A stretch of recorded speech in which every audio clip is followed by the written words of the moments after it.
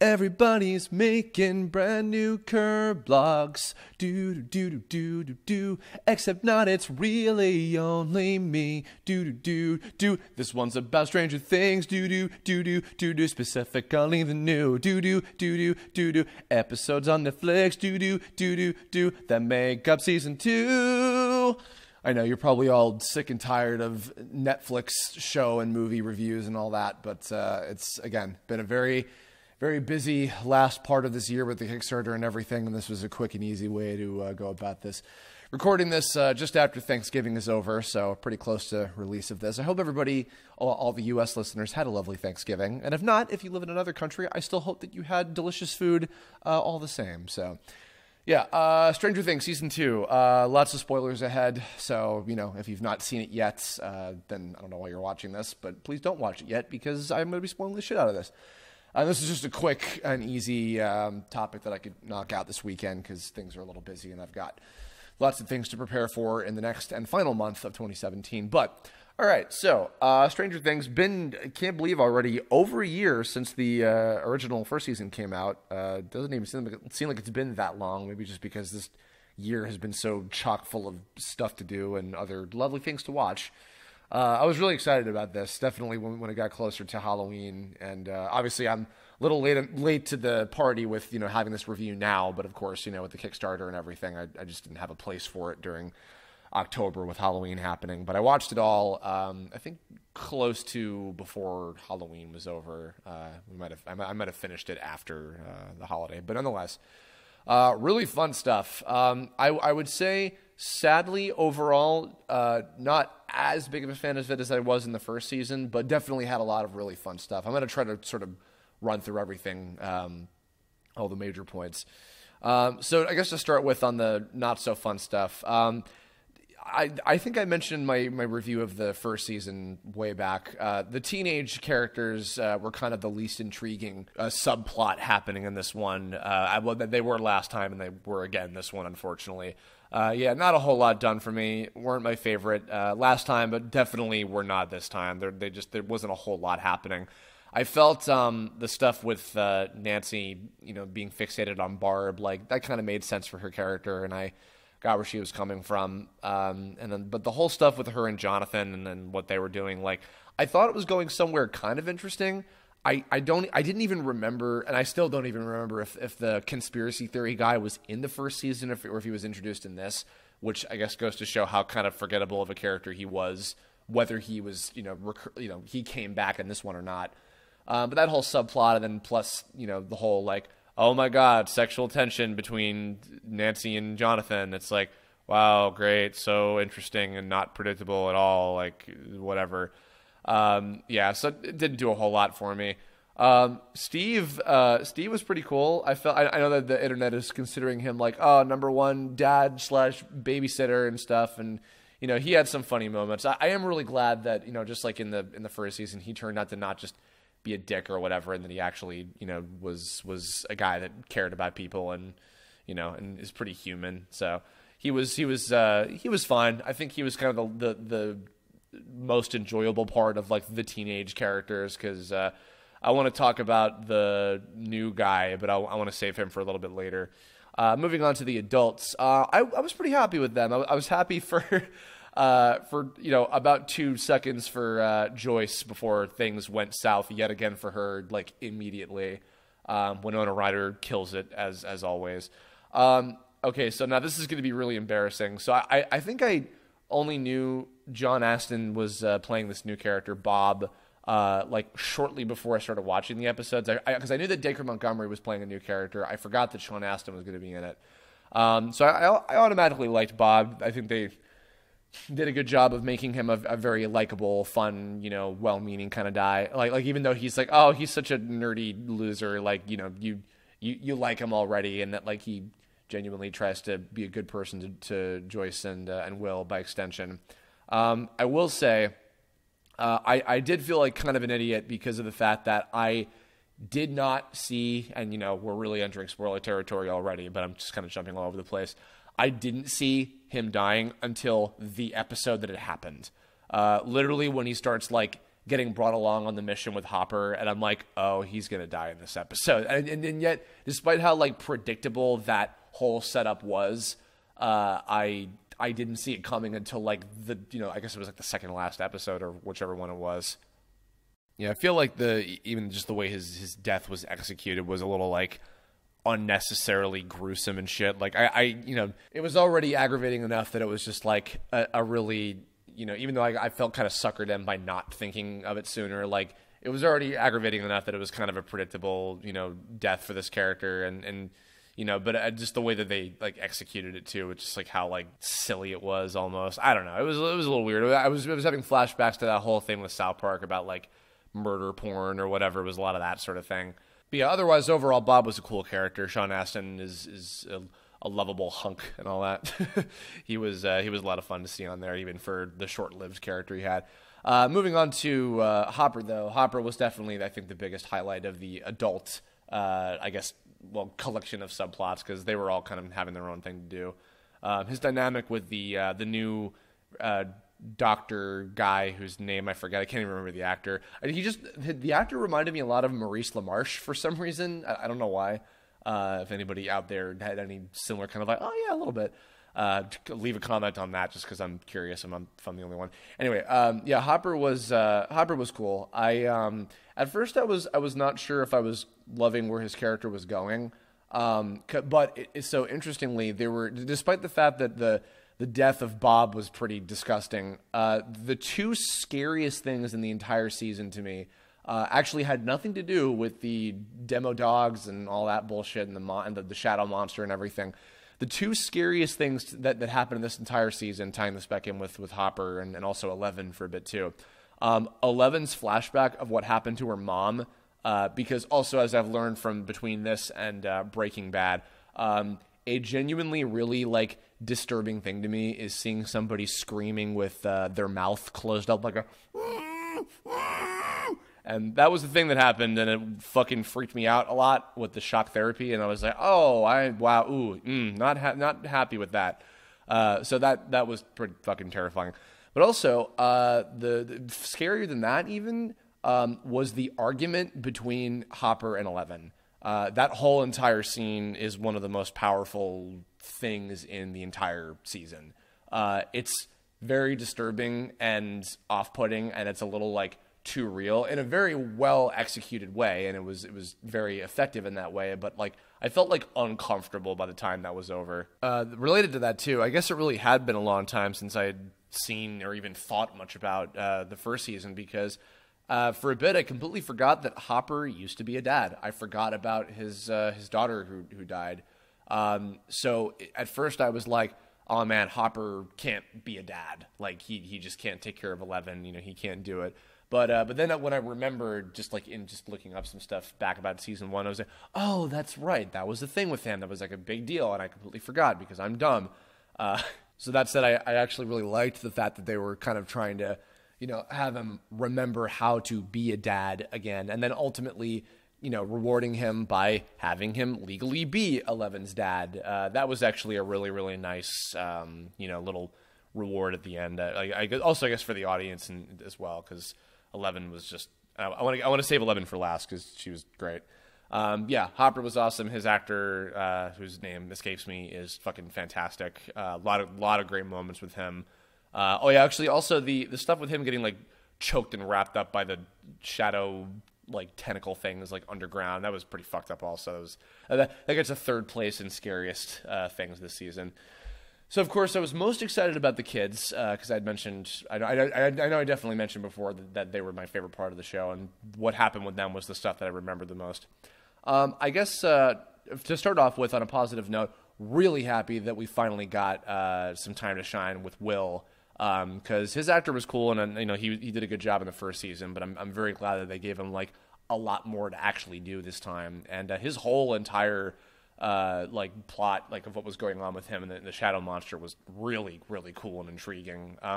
It was a good mystery in terms of like figuring out like what is the deal with him, and I am always a big fan of the kind of like not quite split personality, but like multiple characters inhabiting one body, regardless of the method of how that works kind of thing. I'm always a big fan of that sort of stuff in stories.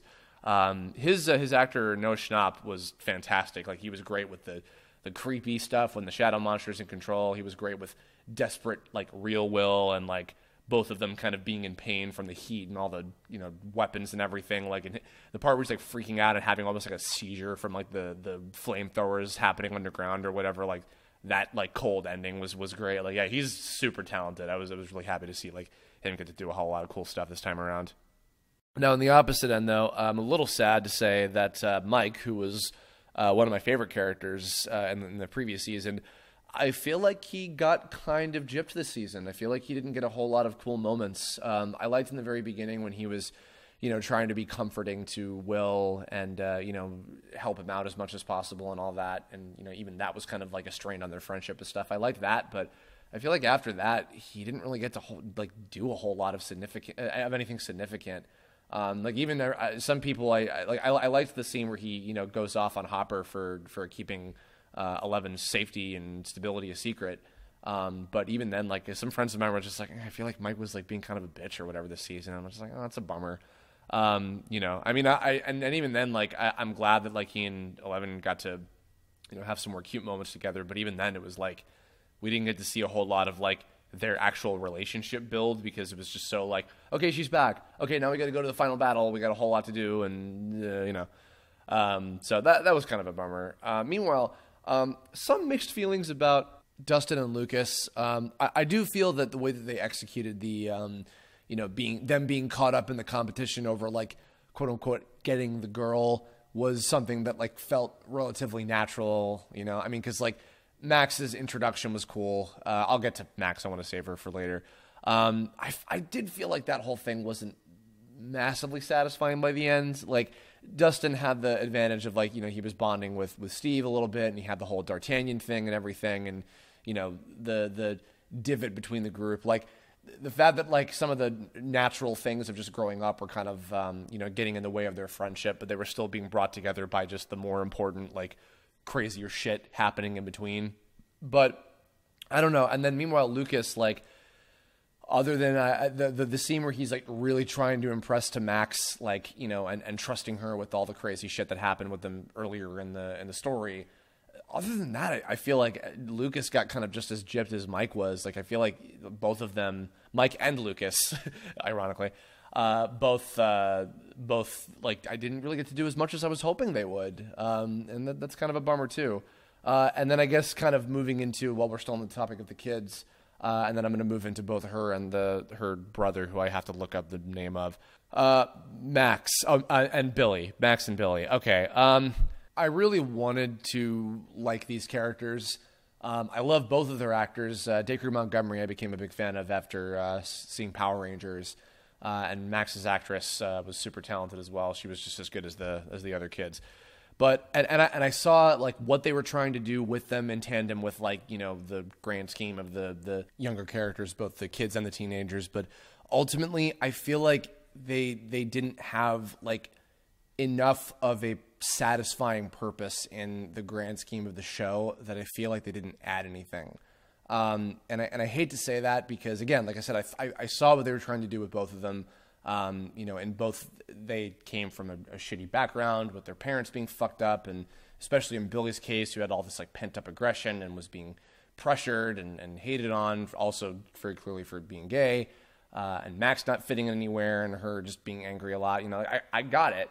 I just felt like how they were. I feel like ultimately what it resulted in, by the end especially, where, like, you know, it just winds up with like Max is dragged along, and even though she's not the, like, I'm the girl, can't I be part of the group? Because, like, it was really just like, I don't want to be part of the group. Get the hell away from me. You guys are weird. And they're like, no, we want you to be part of the group because Dustin and Lucas were fixated on her because they were horny. And which I'm like, yeah, I get it, because they're stupid boys and being dumb. And she's like, I don't need this shit.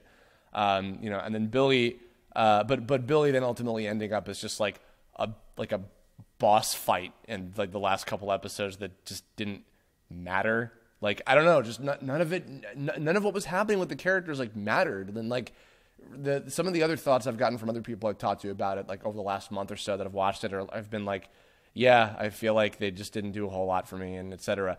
I felt, and this is, I hate, this sounds probably super douchey because this is one of those, like, if I were doing it, but like, I wish that as much as I love Dacre Montgomery, I wish that Billy wasn't a character and that traits of what they were doing with him were put into Max.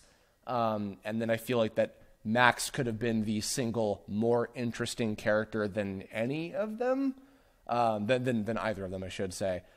Because I feel that way they could have maybe done a little bit more with her as opposed to just like, yeah, and then Billy ends up just being like a minor threat that has nothing to do with anything else happening, and it just results in she takes a bat and nearly like smashes his balls off, which is like, what do I get out of this other than just they're both fucked up and that's really unfortunate and I feel bad for them? It's like, shrug? I would say probably the most overall satisfying character for me this entire season was 11, as evidenced by the picture that I drew.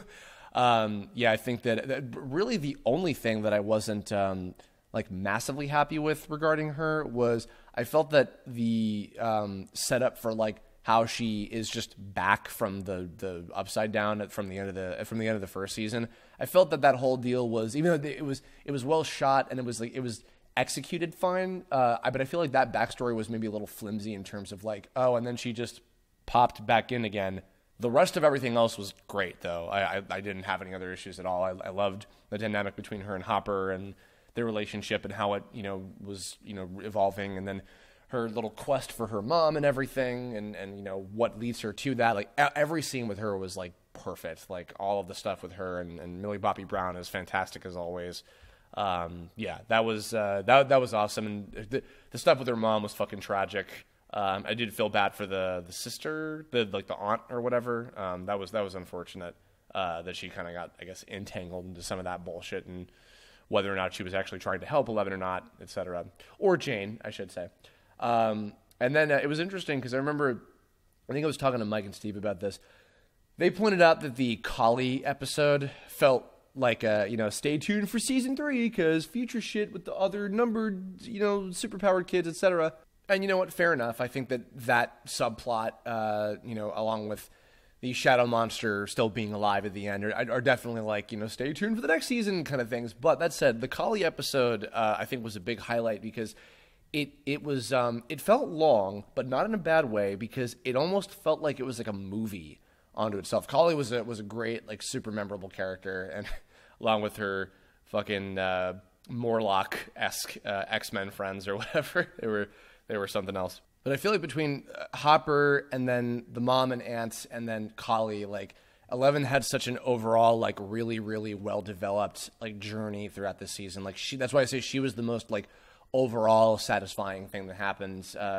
Everything that happened with her was awesome. And then her getting to be part of course, the big final battle of, like, closing off the gate and everything, which was a beautifully, like, choreographed and edited sequence. The effects looked awesome and her acting was great. And yeah, so that's the thing is, like, some of the, I guess, overall thoughts, because I'm getting close to the end here.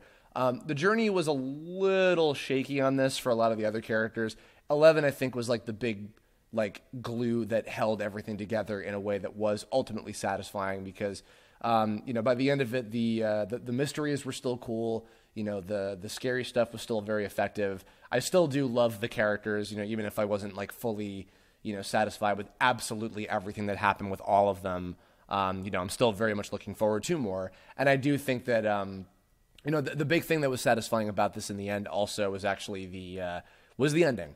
I think that the winter dance, which, was like a little thing that was talked about at the end of the first season, and then, we get this for, this year, like, everybody gets their little happy ending in their own way. That was a really nice cap off, I think, for all the major characters for the most part. So I was happy to see that. And also, of course, I remember at first I was like, oh man, they got to play this fucking, parody of Creepy People Sting song with I'll Be Watching You. But then I realized, with the way that the Shadow Monster is looming over, actually it's quite an appropriate theme song to end things on. So that was kind of cool. And yeah, I guess more so I felt like woohoo for 11 just because of the journey she went through. I did also feel good for Mike and her getting to get their little cute dance at the end. So that was nice. That's pretty much it. Yeah, so season 1 I felt was overall a bit stronger in terms of the development for everybody, but I definitely did like a lot of what they were trying to do with this one. It was great to see these characters again. I want to continue to watch all of these characters grow, as the show continues. I'm not sure how long the Duffer Brothers want to continue the show for however many years or seasons or stories long, but I would definitely like to keep on with this because I think it's pretty cool. So that'll do it. That's going to actually bring the November stuff to a close. I'm going to have a little update video next week about a few things, including some very important stuff regarding the Tome RPG, so stay tuned for that. But in the meantime, if you enjoyed Stranger Things Season 2, or maybe if you didn't, let me know your thoughts and responses and favorite moments, characters, least favorite things they could have improved on, things you're looking forward to in the next season, if hopefully we get one, which I'm sure we probably will. Leave a comment about that, and if you have some future Kirblog topics, perhaps, I don't know, Pokemon related or otherwise, because hint, hint, maybe we will be doing a 3rd annual Pokecember after all. Shrug. We'll see. But that's it, and I'll catch you all soon and some other stuff. We got some exciting things for the rest of the year, and I'll catch you all later. Bye.